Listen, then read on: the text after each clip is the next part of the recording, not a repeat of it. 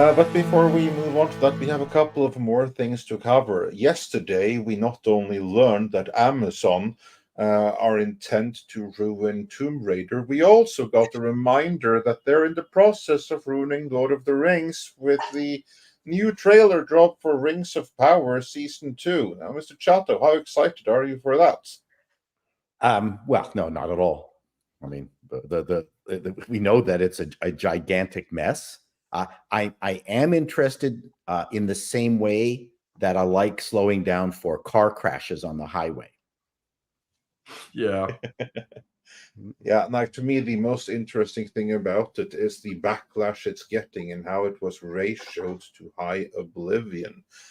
Script, do you think that anyone were surprised by the negative reaction within Amazon?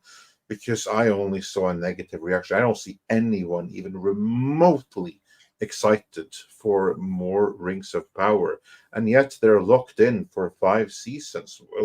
What do you think the reaction is to the audience reaction within the hallowed halls of Amazon?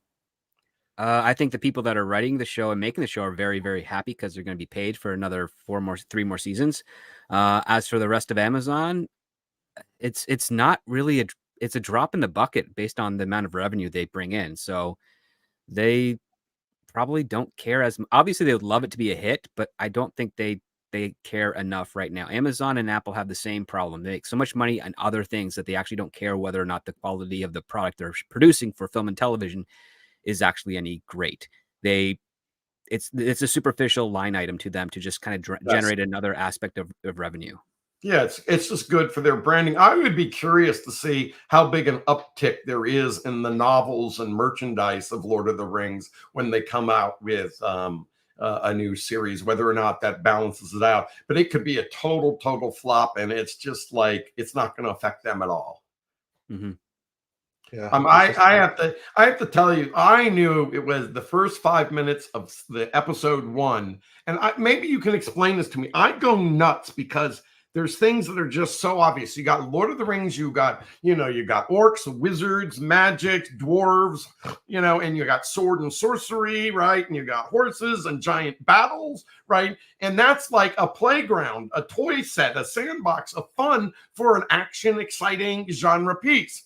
And then they start out with the little kids, playing, and the girl gets her little boat thrown into the stream, and then they got it. You follow the boat down the stream, and now we're 3 minutes in, and I'm like, where is the Lord of the Ring husband? And then somebody comes in and gives a very on the nose speech about what she should become, and I'm like, who in the world opens this script and saying, this is a major franchise we're going to spend billions on and we're going to watch 10 episodes of it? And they start out with these little kids and she's getting bullied and it's by a stream and it's just like grass and a little stream and no epic quality. Who says this is the way that we start a Lord of the Rings? It's like these people don't want to embrace it. They should do like a James Bond movie and open it up with their action set pieces saying, this is why we love Lord of the Rings. But Michael, that's not a slow burn. You don't understand. It's got to be about the slow burn. All the pretentious people that think they know how to write are all about the slow burn. It doesn't matter if it's hot or not. It's a slow burn. That's what they want to do. Well, the problem with the first season is that these writers have no capability or understanding of how to write multiple characters at the same time and then have them go on their different adventures. Yeah, but even still, even if I understand it's about the slow burn, it's like the worst slow burn. You gotta at least get people like warmed up. Like, this is why I love it. Even in the worst bad genre movie, they give you a little bit of something. This was like, and also you should, as an executive, okay, I'm going to decide whether I'm going to greenlight this. It's Sunday morning. I got my coffee. I'm going to read my Lord of the Rings script, my Rings of Power script. And you can, when you're reading a script, you can tell whether or not you're intrigued. I bet you the person, kept putting down the script because it was so boring, but they were so committed and they thought the franchise had so much value, they couldn't say to themselves, this is a do-over. And they know, deep in their hearts, they know it's bad, but there's so much momentum that you can't say, stop, let's get this right. It's Well, and it's maddening. Who would say? Your boss has put a ton of cash in, and you can't say no to him. Right. Yeah. Well, I'll and tell the you, current thumbs up, thumbs down ratio is 64K to 274K. I'll tell 64 you, down? a much better produced 170. trailer than the first one they did for season 1. That could very well Obliterated. be, but still, as pointed out here, with that kind of ratio, that means that there are about 4.5 as many who downvotes as actually give it a like. That's one hell of a ratio right there. Then honestly, it doesn't matter what the trailer looks like. Oh, sure. Because the audience are intent on disliking it. It doesn't come in with good pedigree, that's for sure. No. It doesn't. My big question is because now you have a bunch of other competing Lord of the Rings projects. Because remember, just like Star Trek, here you have 2 alternate Lord of the Rings. You have the Amazon license, and then you have the original Lord of the Rings, which is part of the Peter Jackson canon. And that continues now, both with the animated Lord of the Rohirrim, plus with the upcoming Gollum movie, and who knows what else is on the cards after that. My question, though, is audience confusion, because we know the difference that there are 2 separate Lord of the Rings. And the hardcore fans will also know that there are 2 separate Lord of the Rings. But the general audience don't know that. So how many will be confused and tune out of the Peter Jackson Lord of the Rings because they don't know that it's not part of this shitty Rings of Power wannabe Lord of the Rings? Yeah, I actually I think it's really interesting because when Shoot 'Em Up came out, I go, you know what? This thing has more fun action scenes than most action movies. But if you like James Bond, if you like Bad Boys, you like all that stuff, come out and see it, right? And I think maybe the hardcore people that are so passionate about movies and know the differences maybe are a lot smaller. Maybe they're a lot louder than actually the general audience. And I think most of them, they probably might not know the difference between the Peter Jackson and the Amazon, but at the same time, they don't really care. They just kind of, it's like a wallpaper. It's nice. It's okay. It's not great, but I wasn't totally bored. And they make up the largest amount of the movie going audiences. It's only us, which this is our, we live and breathe it. We love, talking about it and the differences, but maybe the geeks of the world is a smaller army than we think it is. I don't know. This is another one like Tomb Raider where I see where Andre's coming from, and I'm sure there's going to be some general audience confusion. Yeah. But for the most part, the Lord of the Rings fans are so hardcore that they know the difference. Mm-hmm. And I think they knew the difference from the start, and that's why they did not tune in for this Amazon series. And even Amazon, there's a lot of, even the media is kind of asking about this, like, are people going to show up when only 33% of the audience finished the show? Yeah. So technically it did worse than the Snyder cut. So yeah. Paul, I have to ask you, as a former network executive, if 70% of the audience is lost from the first to the last episode of a season, that can't be good, right? Have you seen ratings like that in your time? No, I mean, yes. I mean, we've seen things like that. For instance, when back in the day when a schedule was really fun to put together, you'd be in a room with other people saying, okay, Kate and Allie has to go in between these 2 shows when it starts, and these are our 2 big hits, and we're going to sandwich them, and then then hopefully it takes off. But sometimes they'll take a show that was provided such largesse and it gets a pretty good rating, and then they put it on its own someplace else, and then it plummets to last place, and the producers are apoplectic. You've never seen the meetings where the lead actor and the producer, when they were getting let's say a 7.5 rating on a show, which was medium to okay back in the day. Now it's a 3.5. A 3.5 would be a hit. 7.5 is kind of on the edge of being canceled. How things have changed. I mean, that's the stuff that for no rhyme or reason, a good show can plummet to last place because they're in the wrong spot in the schedule on the wrong day against a powerhouse on the other network. So sometimes shows were treated like sacrificial lambs. They go, oh, we got a hit. Let's go after Golden Girls. We're going to crush them with this hit that we think we got. And then they put it there and the show gets crushed and get canceled. So it's a cruel world. Yeah. In this case, though, they don't have that issue. It streams exactly when the audience wants to see it, and it still lost 70% of the audience from the first to the last episodes. To me, that sounds like something you don't green light for season 2 unless some idiot called Jeff Bezos already ordered 5 seasons of it. I have to give Netflix some credit in that they really do drop the hammer on shows. We lost 2 seasons of Witcher. That's down to 5 now because they went, that's it. We're done. This is a piece of trash.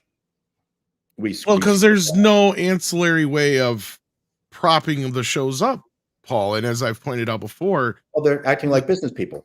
Yeah, the sad reality of it is unless one of these shows brings in new eyeballs, it's not worth it for Netflix to continue them.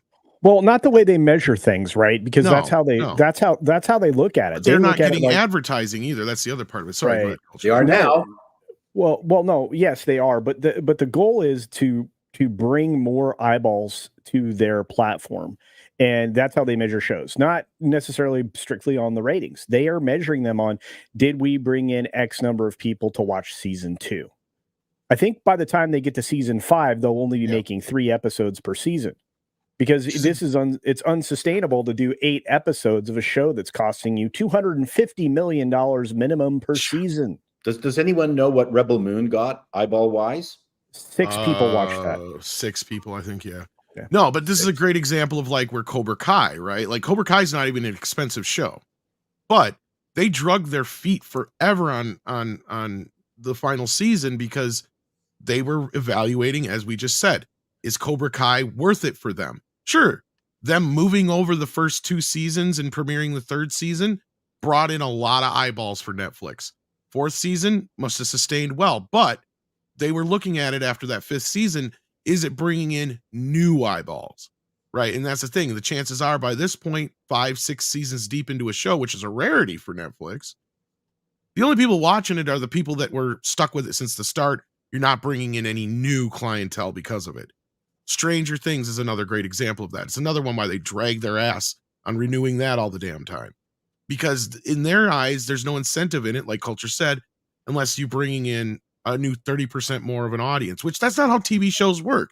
And you know that historically from Paul. I mean, how many shows in history have gained momentum after their peak? Like they just don't. Like they hit a peak and then they fall off. And that's just the way it goes until the last season where you're lucky if you get that last episode to boost the ratings again because everybody else has checked out 5 years ago. Oh, sure. The networks will squeeze a successful show like Seinfeld or the Cheers. It's a great example. Yeah. Yeah. Mary Tyler Moore's show from the 4th year on was horrible, really. Right. But yeah, not a lot of these shows sustain that huge audience over 10 seasons or 6 seasons. No, but the problem with the streamers have is that they don't have any consistency. Bless the network's heart. They could crank out 24 shows every single year, and September the new one would start. And so you had your TV guide, you picked the stuff. I know I'm going to be watching what on Thursday, and that was going to be what I'm going to do. Then, Stranger Things, you could wait 2 years before the next 6 episodes show up. And this is the absolute worst kind of TV that we could possibly get, is what streamers are giving. In fact, I think what the streamers need to do is give their money to the networks, get them ramped up so they are doing 24 shows a year, and then buy the rerun rights for those shows. That is it's funny you mentioned that, Paul, they could do. Because I think we're going to run into an issue here in the next few years. Let's go a decade out. All these shows they're producing now, none of them have But my point is none of them that have the amount of episodes Right. or even following anymore that would have normally sustained syndication back in the day, right? Exactly. So now let's jump 10 years ahead from where we are now. You're 100% right. When we get to this streaming stuff in 10 years from now, there's going to be a lack of new content because they don't have all the Seinfelds and the Cheers and the Friends and the stuff that they had going into Netflix that made it popular to begin with. See, and that's what I was saying the other day too. I don't remember if it was on here or Mr. H's channel, but that's the problem the studios didn't foresee, was that the streaming part of it should have been the end of the line, and that's the way they should have looked at it, instead of putting it into the front of the line as Hollywood normally does, putting the cart before the horse. Yeah, and then you did say that on the HCast yesterday. Yeah. And you're 100% right. I mean, it's just there is no win here other than cannibalization. So I mean, if you wanted to create chaos and fewer jobs, you did a great job. Yeah. There's not going to be any of these shows in 10 years from now for Netflix to buy for people to find and watch, like Mad Men and all that stuff. Yeah. HBO, I thought, did an okay job. I mean, we're remembering Game of Thrones. That has got a good residual memory. Sopranos has a good residual memory. But For how long?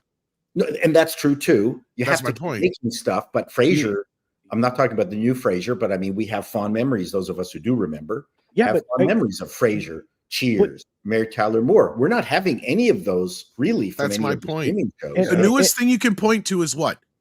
Big Bang Theory, that 70s show, stuff like that. Suits is still number one on the streaming. Yeah. And even shows like Grey's Anatomy have been around for 2 decades. Yeah. Right? Sorry. Yeah. To some extent. I just want to get this super chat done. The Wolfman Force says Ranks of Power Season 2 trailer drops. Meh. An hour later, House of Dragons Season 2 trailer drops. True story. I noticed this. Warner Brothers is just eating Amazon's lunch this last week. The Rings of Power thing, they're like, okay, you're going to drop your Rings of Power thing. I guarantee that was timed, not just because for their perfect. They're like, we dropped this business and nobody gives a shit about your Rings of Power. And then after your Rings of Power, guess what we got here? We got a Game of Thrones trailer, bitch. Yep. It was 30 minutes after they dropped it. The House of the Dragon season 2 dropped, and it just Zaslav is not fucking around right now. He's he's like, Jeff, I got a surprise for you, and guess what? I got another surprise. Well, okay, I'm going to say that I'm not going to blame Jeff anymore. I'm going to blame Jassy, because he's the guy that technically is running Amazon now. So, but yeah, no, I understand. I mean, and Jeff definitely hasn't taken his toe out of that pool for sure. But he's like the Bob Iger of Amazon. He didn't pull out at all. He's still there. He might even have an office with shower in it. Who knows? But yeah, it's fascinating. Anyway, I didn't mean to take us so far afield, but I just think it's I just think it's telling. And Amazon, I do feel like they're leaning in the wrong direction, because their metrics for measuring success is broken, and so are Disney's. I mean, their only measurement for success now is representation, because it certainly isn't ratings, because they are definitely not in pursuit of those. And they also dropped the Dune Prophecy trailer today. Yeah, I did. I saw that. Have any of you others had time to see the Dune Prophecy trailer? I have been streaming since 7:40 a.m. this morning. Just before we started. So large prostate culture. It is. No, that's true. That's true. But no, and then that's the thing I found was funny is, and I know some people are like concerned. They're like, well, how is Peter Jackson and those guys going to make a whole movie out of a whole sentence or a paragraph? I'm like, that's the point. You guys got to look at it from that perspective. It's like, Peter Jackson is basically saying, oh, that's cute. You made up some Lord of the Rings stuff that's around the other stuff out of a few sentences somewhere. Look what I can do. That's what he's doing. He's basically saying, here, hold my beer. I'm going to show you how it's done, kids. And he's going to have Andy Serkis come in and play Gollum for a 22-hour movie or whatever.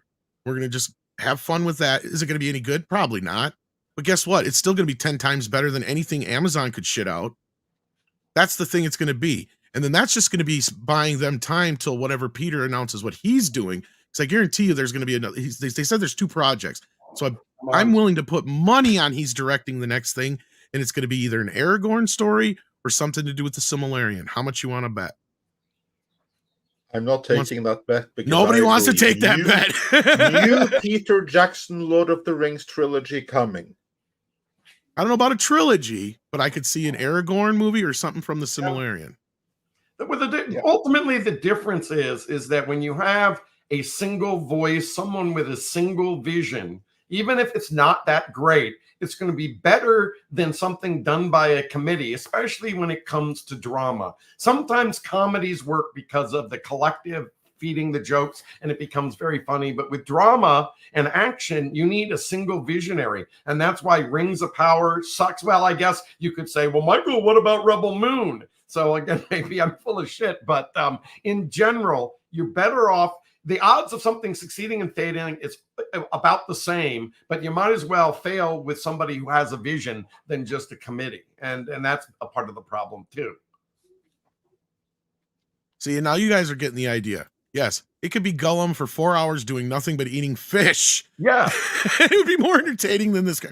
I don't know how many of you guys on the panel actually got through Rings of Power. I got did, through and it about was 10 suffering. minutes. I mean, I equate suffering through that with suffering through the last season I ever saw of Star Trek Discovery, which was the Oh, third man. See, season. and I'll go one step further, Andre, and say that for me, it was like being waterboarded for a while. Mhm. It was terrible. Look, there's physical cringe that really creates knots in your muscles, and by the time you're done, you almost can't breathe because you're so tense. But didn't you love the opening with those little kids in the stream and getting bullied? The very opening, wasn't that the greatest? Look, they're constant. Look, those little Hobbit stand-ins are terrible little things. I mean, Now, I'll tell you what. Script Doctor. The thing that disappointed me most about them playing with the boat in the river is that there wasn't a drainage ditch for a fucking clown to hide in to eat them. That would have been awesome. But Script Doctor said this way back when we were originally talking about Rings of Power, and that those little Hobbit stand-ins, the Harfoots, are just terrible characters. They're disgusting. They're filthy, disgusting creature. I mean, what was it that was said about them? Like filthy hobbitses. That's exactly what they were. Filthy and disgusting. I mean, they look like looking at them. They look like college encampment students. Yeah, pretty much. Wow. Well, you mean the ones that will never find jobs now? Correct.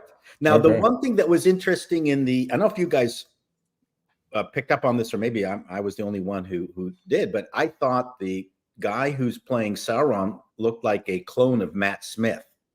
Kind of. Isn't that his brother or something like that? Was he? In real life? I know he has a brother who acts. Maybe I'm wrong, but the white hair, I went, okay, did they deliberately go, okay, we're losing to House of Dragon. Let's just pick up some of the vibe from it. Maybe I'm thinking of somebody else, maybe. Anyways. Probably, yeah. Matt Smith was in The Hobbit, though, wasn't he?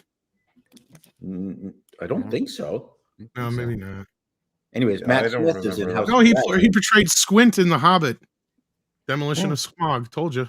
Oh, thought he was. Oh, can I just say that was the worst thing ever? And I know that the situation behind that, that duology that became a trilogy for The Hobbit, that was a terrible idea. Just make one movie. The animated feature that preceded it was far better, and adding a bunch of stuff that's not in the books was a real tragedy. You're not thinking about that. Peter Jackson and Warner Brothers like money.